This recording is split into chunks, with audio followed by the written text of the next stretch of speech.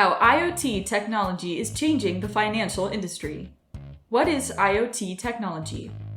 The Internet of Things, IoT, is a digital network whose infrastructure is built into physical objects or items we typically regard as habituary or day-to-day.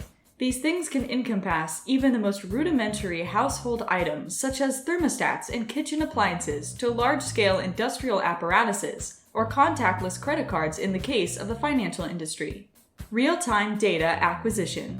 IoT-powered real-time data acquisition provides a number of benefits in the financial industry. Business and financial institutions can use IoT technology, such as wearable devices and smartphones, to gain a deeper understanding of their consumers' sentiments and market habits. Smart ATMs. Smart ATMs, in principle, are not very different from our current ATMs.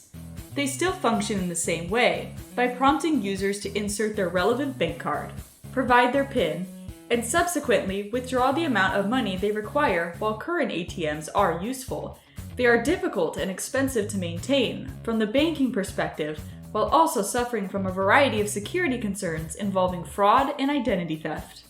Improve financial security and fraud prevention.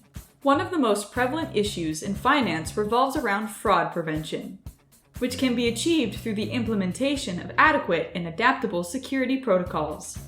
IoT devices such as smartwatches and phones, as well as contactless cards, have now allowed customers to begin making payments without having to pass through an intermediary verification system.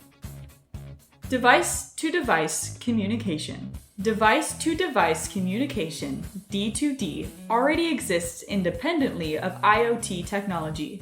Have you ever airdropped a friend a photo? If yes, then you have likely witnessed one of the simple benefits of D2D communication.